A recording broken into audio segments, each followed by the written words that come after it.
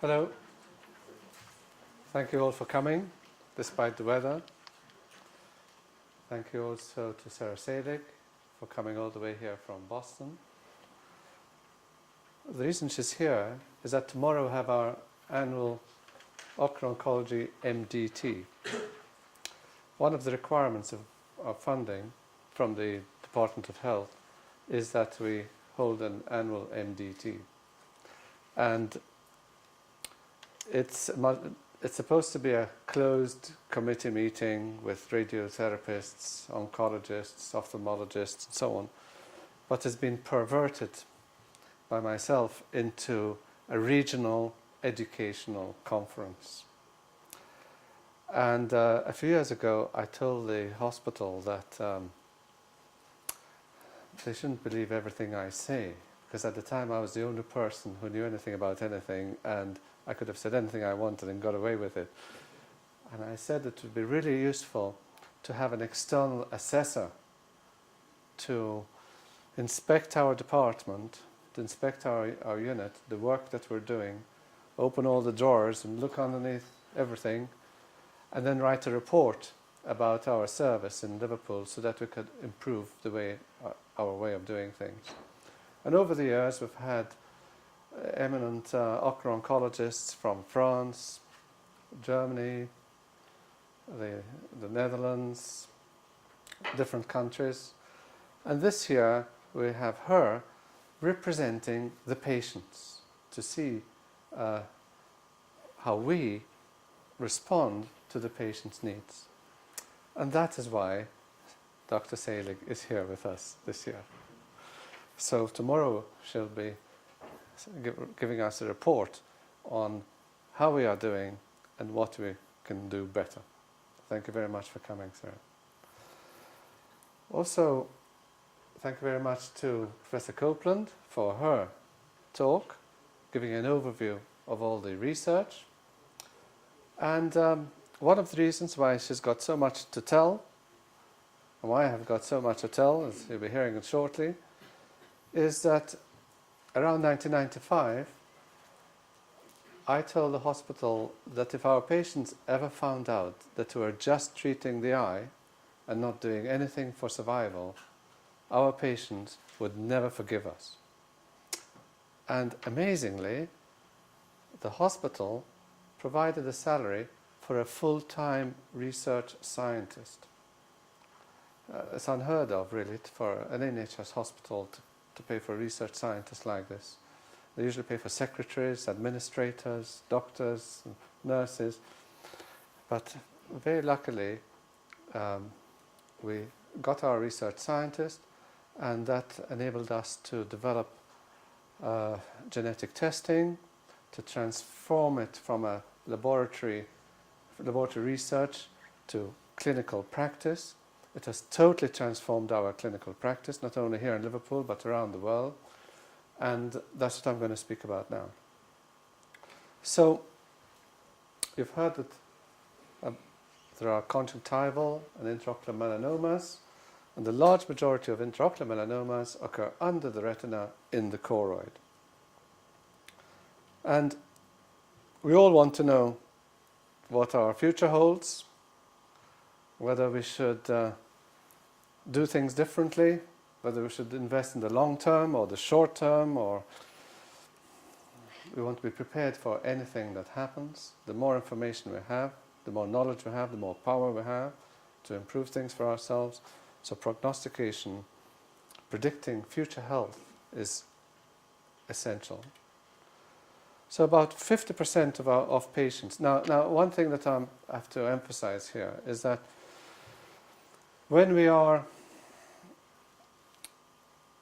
working together with patients, doctors on a one-to-one basis, then we have to work in one mode. But when we are dealing with statistics, with numbers, then we have to switch into a mathematical way of thinking. It might seem a little bit heartless at times, but if it comes across that way, it isn't the way it is. Each step, each statistic, is really a tragedy, and I don't want to give the impression that that's being overlooked in this talk. So, one summary statistic is that patients have a 50-50 chance of dying of their disease. Now, that is true, but it's also false as well, because only a minority of patients have a 50-50 chance of dying of metastasis. Most patients have a much better prognosis or a much worse prognosis. Very few have actually got a 50-50 chance. So what our job is to be a little bit more precise at an individual level as opposed to a population level. Once metastases occur, then sadly the chance of surviving, there's a 50-50 chance of surviving more than 10 months. Unless the liver tumours are resectable, or unless it's a response to some of the really new treatments, when there can be much longer survival. So we predict future health according to clinical, pathological and genetic factors. And I'll start off with the clinical factors. What are the clinical factors predicting future health? They're the size of the tumour, the diameter, the thickness, which part of the eye is involved, whether the tumour is going outside the eye or not.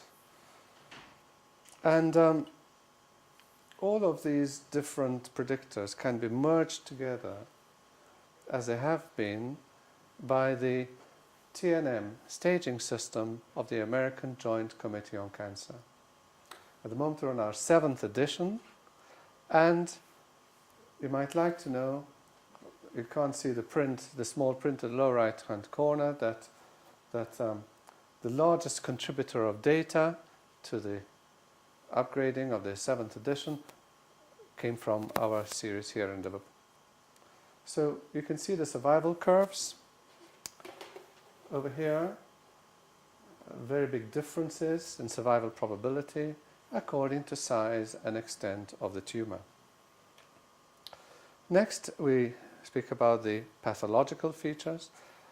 Quite a few of the slides are very similar to those shown by Professor Copeland. And hopefully what I say will also be very similar to what Professor Copeland has just said. But I was thinking as I was listening that PowerPoint is a really good place for meeting of minds, and in a sense you can think if we showed the same pictures, it's sort of proof that we are working well together. If we hadn't been working well together, we'd be using totally different slides and perhaps saying different things too. So, as you know, the body is made up of little building blocks known as cells. And here you can see what the cells look like under the microscope.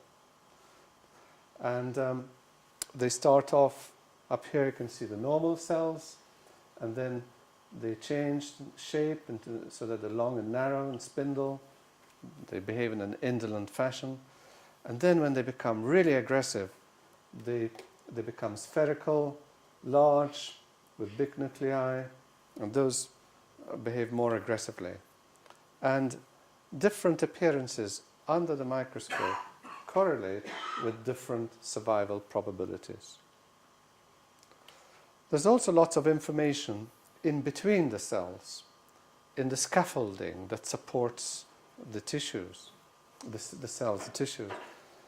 You get these strange compartments. You get these soldiers gobbling up debris. These soldiers, these lymphocytes that kill tumor cells.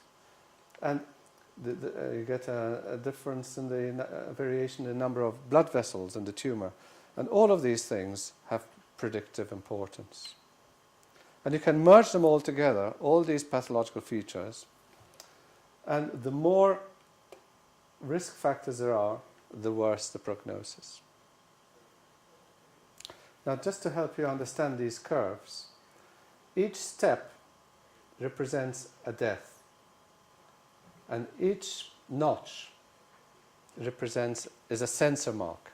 it means either that the patient has been lost to follow-up, or the patient has died of other causes other than melanoma, or the patient hasn't been followed up long enough to reach this part of the curve. So if a patient was treated a year ago, for instance, and is still alive and well, there'll be a sensor mark at 1 year. If a patient dies after 2 years of old age or whatever, then there'll be another sensor mark there. If the patient dies of melanoma, there'll be a step like this. Now, these pathological features were recognized over 150 years ago. And but now we know much more about the significance of these findings. And then thirdly, there are the genetic features. Now, these cells behave. They know exactly what to do. They know whether to increase and multiply, or whether to stop increasing and multiplying. They know whether to move one way or another way, or to face one way or the other. So there's this computer code, the DNA. And this DNA is like a thread which forms coils, like a spring, and these springs form chromosomes. So one of the features of cancer is that you have chromosomal instability. It's as if the chromosomes become fragile, and they break in the wrong place, they split in the wrong place, and so on. So we've got 2 chromosomes, one from the mother, one from the father. We've got lots of chromosomes, but for each type you have chromosomes from one parent and the other. And when the cell divides, they're supposed to move in particular directions, and if they get pulled apart in the wrong way, they snap, and you can get some cells with 3 chromosomes and other cells with 1 instead of 2. You can get monosomy. You have a loss of chromosome 3, and somehow or other that really makes a cell behave in a very, very aggressive way. So these chromosomal abnormalities correlate strongly with survival. And as you heard from Professor Copeland, in 1996, this very, very important landmark study was published, and by 1999 we had already set up our prognostic service, our genetic typing, as a routine prognostic service in our hospital. And as you heard, first we used fish, but then it wasn't sensitive enough, and so Professor Copeland and I were at a meeting, a conference, a melanoma conference in the Netherlands, and we heard this talk about MLPA. We both looked at each other. We have to have that in Liverpool.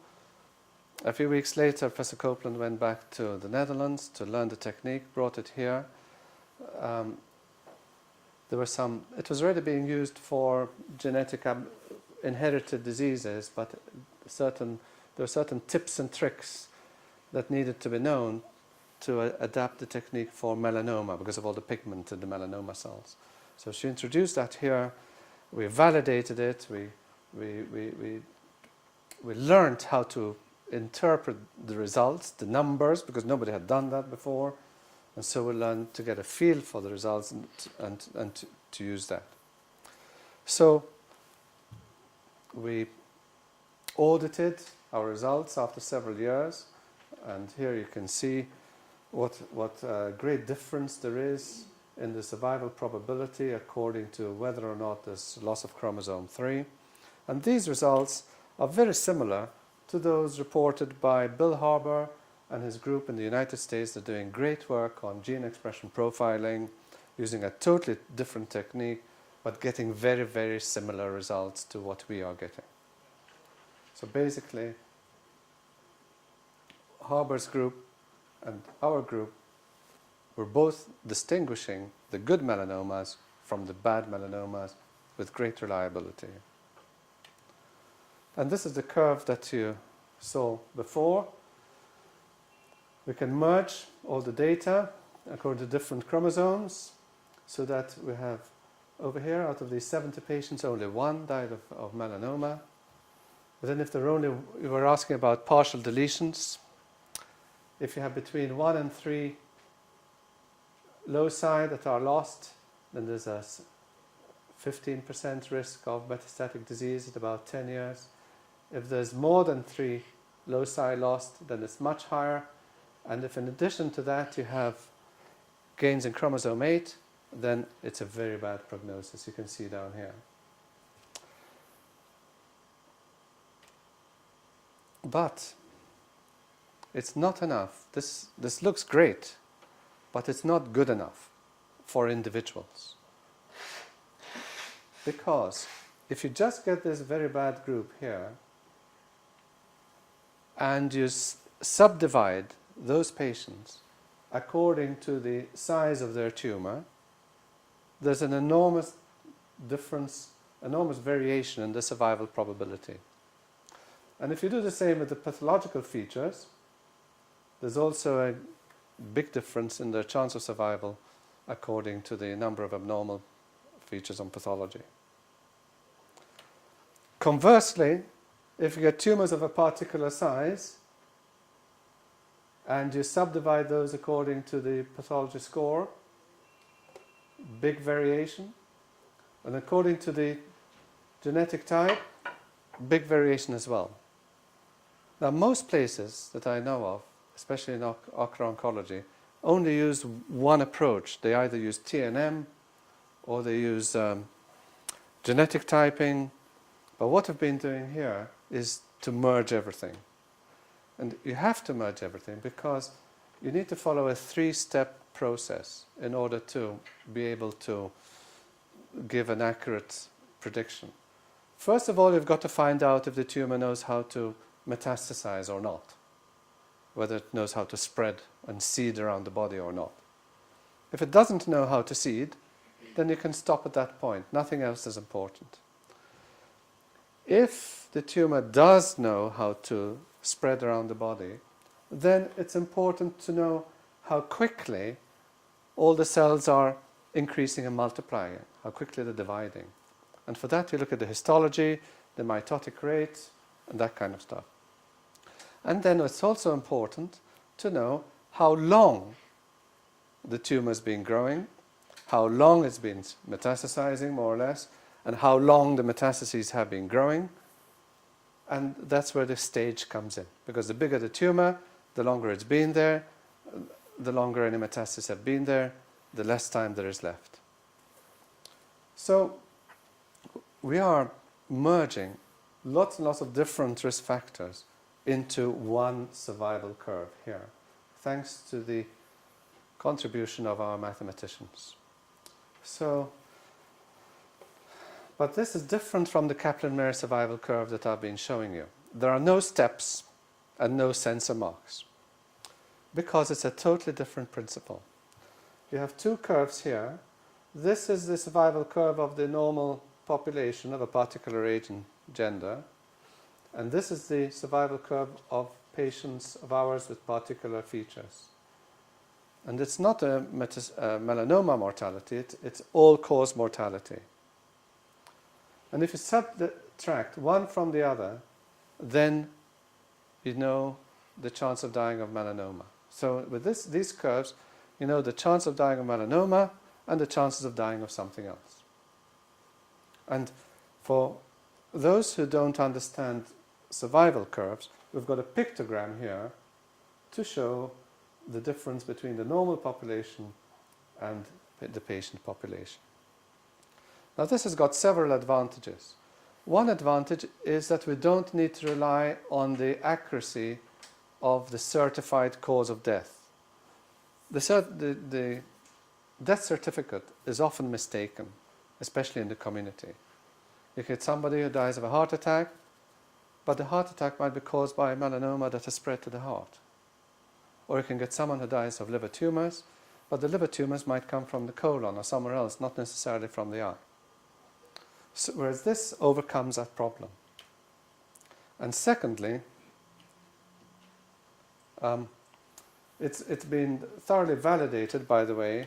I need to say, we've been comparing the predicted mortality with the actual mortality You can see nice straight diagonal lines here showing how the models, the predictions actually do work.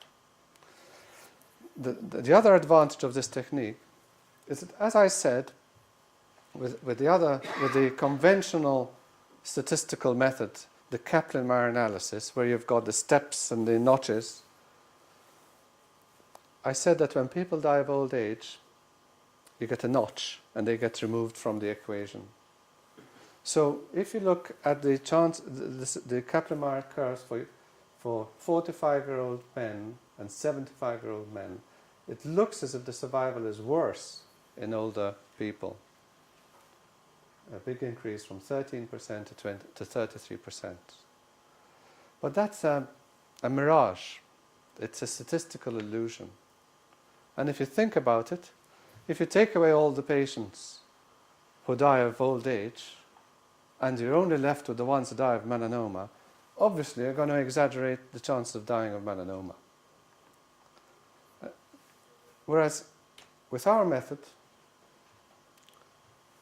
you can see that the older you are, the less the chance of dying of melanoma, because the more likely you are to die of old age, the less you can't die twice. If you die of old age, you can't die a second time of your melanoma. And lots of patients are saved by the bell, so to speak. And our method shows that. But it's amazing how lots and lots of cancer statistics use techniques where you get these severe distortions with death from other causes. So now that we've got better laboratory methods, and better statistical methods, we feel comfortable in doing prognostic biopsy in more patients. And it's really important. On your left, you can see a patient here with a big tumor. According to the TNM staging system, there should be a terrible prognosis. But then, thanks to our biopsy, there's no loss of chromosome 3, so the patient has an excellent prognosis, and several years later was still alive and well.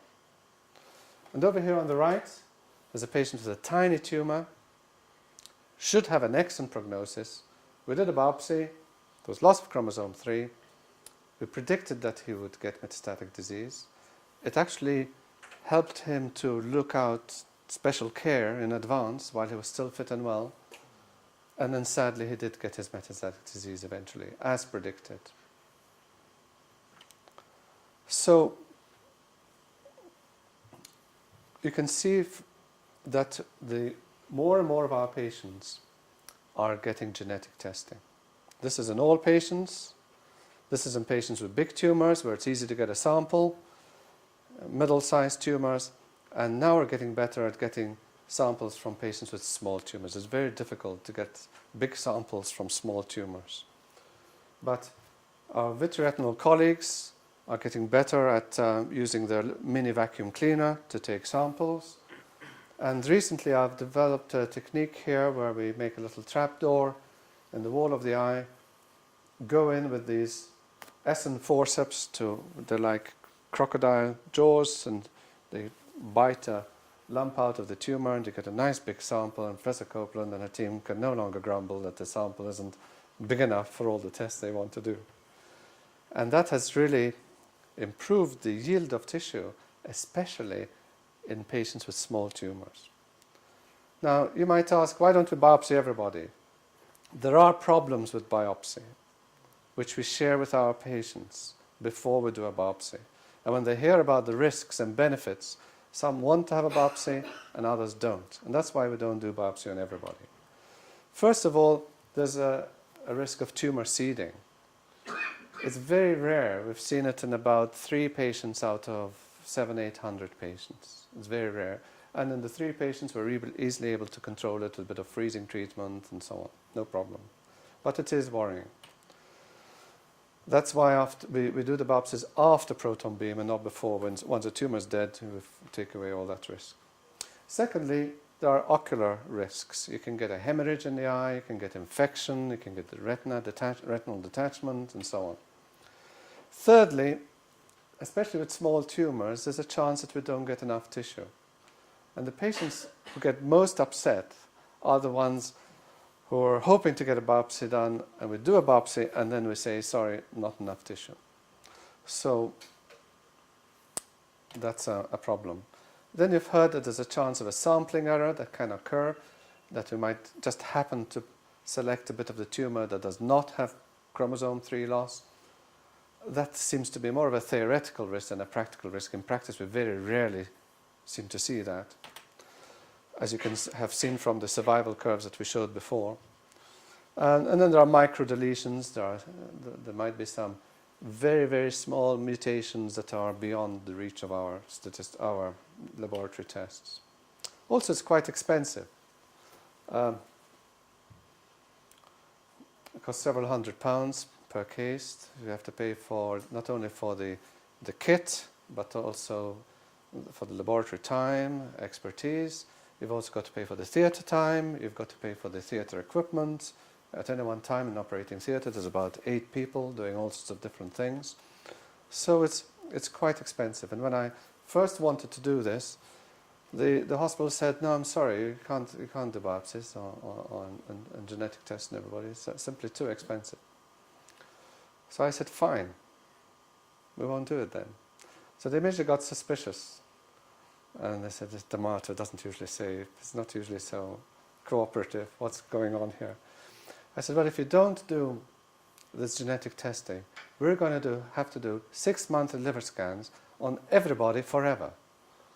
And over time, those will cost many, many more times as much as if we do genetic testing. And so they allowed us to start genetic testing. They paid for us the genetic testing on condition that we evaluated the results, which we have done, and I've shown you the outcome of those. So what's happening now is that more and more hospitals around the world are adopting this approach of doing genetic testing and biopsy, histological testing. And more patients are demanding this testing.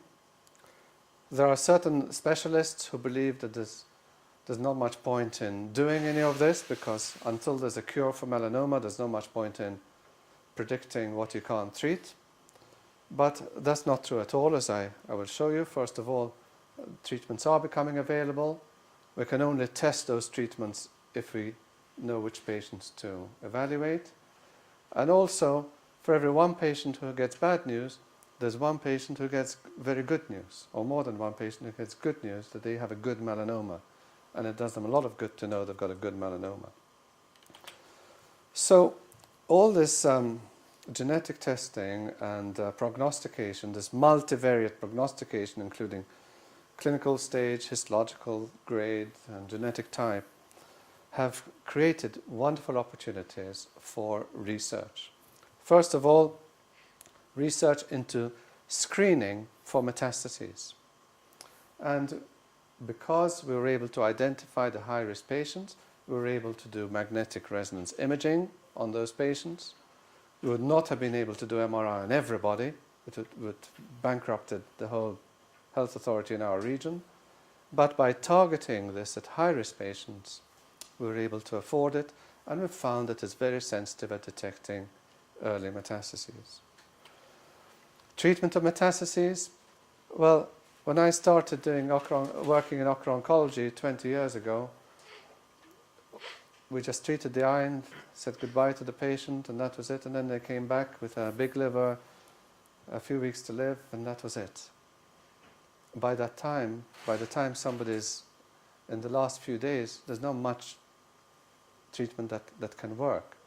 Whereas thanks to the prognostication, thanks to the identification of high-risk patients, thanks to the screening, we're now detecting patients at a very early stage, months before they develop symptoms. And like that, the opportunities for evaluating new treatments have increased enormously. And that has resulted in the oncologists around Britain getting together, forming collaborative groups and evaluating a number of new drugs. And now they've got their act together, they've got routines, And the next drug that comes, it'll be much easier organizing a study than with the last drug that came along. And what we hope to do next is adjunctive therapy. Not waiting until the metastases actually develop, because even if they look small on a scan, they're actually quite big in terms of cell numbers.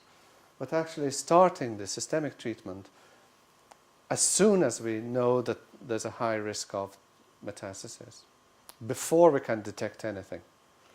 The trouble is that we need lots of patients to be able to see a significant difference.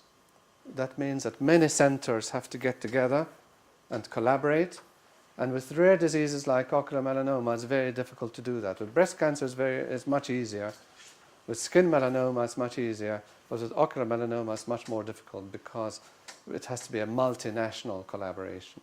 And that's where these big organizations, these patient organizations, can make a real big difference. And that's where we need sort of patient power to get everybody to work together. And then the prognostication has improved opportunities for laboratory research. If you give a piece of tissue to the scientists in the laboratory, there's not much that they can do with it. But if, in addition to that tissue, you also provide information on the tumor size, and you provide a consent for research, and then subsequently you provide survival data, then that tissue becomes really, really precious all of a sudden, because you don't need to wait many years to find out if the patient has died or not to see what the findings mean. You can just look at the chromosomal changes, the prognostication associated with that tissue, and so you can immediately recognize features that are really, really important, really significant. We're very lucky in Britain that we have the national cancer registries. And what happens is that every time we have a patient with melanoma, we send the patient's NHS number to the cancer registry, and we pay them a certain amount, not very much if we know the NHS number. And then when the patient dies, wherever that may be, within a month or two, we're notified of the date of cause of death. We get a copy of the death certificate. All thanks to the NHS number. Now, at one time we didn't collect NHS numbers, but around 1980, 1997, it took Gary Cheetham, our data manager, who's still with us, about 2 years to collect all the data, all the NHS numbers retrospectively of all the patients who were treated until around 1996 or 97. And we're grateful to all the hospitals who responded to our repeated letters for those NHS numbers. So our prognostication is much more reliable than it would have been otherwise. And now the next stage is to go from chromosomes to pathways, and that's what Sarah Lake is working on. And hopefully this will not only be useful in prognostication, but also in personalizing treatment. With other cancers, it's now known that if there's a drug that works with one patient, it may not work with another patient. So we're personalizing treatment according to the mutations that occur in that particular patient. And in time, we'll do the same with melanoma. So the information that we're getting from all these studies is also giving us very precious insights into the impact of our ocular treatment on survival. There's been a very long debate as to whether ocular treatment does prolong survival or not. But even 150 years ago, they were already arguing about this. But it all depends on whether the tumors spread early or late. There's some evidence that suggests that tumors always spread very, very early, in which case we can't change much. But our studies here do suggest you have a crescendo of malignancy. Because of the genomic instability, you have an increasing number of mutations, the melanoma becomes more and more aggressive over time, and we're gaining evidence, such as a patient, this tumor, where you've got recent high malignancy in the recent part of the tumor, and low malignancy in the old part of the tumor. There's more and more evidence that treatment does prolong life. And here's some very intriguing data which shows that the older a patient is at the time of detection of their ocular melanoma, the bigger it tends to be, which is what you'd expect, because the tumor is missed, the patient gets older and the tumor gets bigger. Then they go to the optometrist a year later, and then it's missed again, so it's got another year to get bigger and for the patient to get older. So there's a correlation between age and size of tumor. But if you look at the lifespan of the patients with melanoma, the bigger the tumor, the younger they are when they die, irrespective of when the tumor was treated, irrespective of their age of treatment. Now, if treatment didn't make much difference, I don't think we would see this difference in the lifespan of patients according to when the tumor was treated. So another encouraging feature is the survival that we see in patients with a monosomy 3 melanoma if the tumor is treated when it's small. It does seem that we are able to get there just in time when they've got partial deletions, when the tumor is still small, the dangerous mutations are occurring, but the tumor hasn't quite started to spread just yet. And that's why we see some long-term survivors here in patients with a small monosomy 3 tumor. So the implication of that is that it's great doing research, basic science research, to find a cure, but we must also be doing research to find a prevention, to prevent the metastasis, and that means detecting and treating the ocular melanomas when they're very small.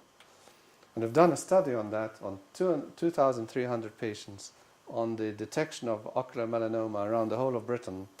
There's an awful lot of patients being missed when they first present, but then there's an awful lot of patients who are being detected before symptoms. So there's scope for improvement, and at the moment there's a big educational program to try to educate optometrists to refer patients more, to diagnose, to examine patients more thoroughly, and we're trying to train ophthalmologists to refer patients more quickly. I think I've run out of time, so I'll stop at that stage. So in conclusion, this prognostication has enabled patients to choose what they want to do with their time.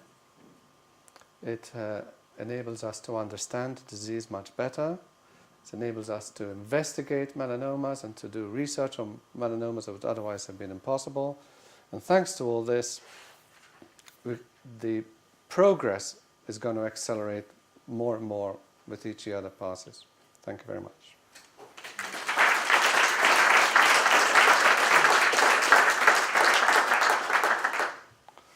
Any questions? Yeah? Where patients haven't had their primary treatment at Liverpool, but have subsequent genetic tests done with your facility, are you able to fill in the back data, the histological, the other features to produce an individual prognostic outcome? Yes, Professor Copeland will tell you that we are receiving specimens from hospitals around Britain and also from other countries as well. And Professor Copeland, being a pathologist as well as a molecular biologist, is able to look at the histological changes in the tumor. And if we receive the tumor dimensions and other clinical information, then we are able to use our prognostic model, yes. And that's typically given to the individual. Would it be a personalised? It is personalised. The information is relevant to the individual patient. And the dotted lines above and below the survival curve give an indication of the uncertainty. And as you can see, they're not very wide apart, which is good. But if you have a patient with a very rare combination of risk factors, then you'll have a wider confidence interval. Now, how do we tell the patients the results? We invite patients to come and see us about a month after their ocular treatment, by which time we get the laboratory results. But if, and we also arrange an MRI scan if we know the results are abnormal. So they get the result in the morning, they get their MRI scan an hour later, they go to the nurse clinic in the afternoon, the result gets given to them. If it's bad news, a psychologist is on hand to help them, and the nurses, here they are, give them emotional support. If it's good news, fine.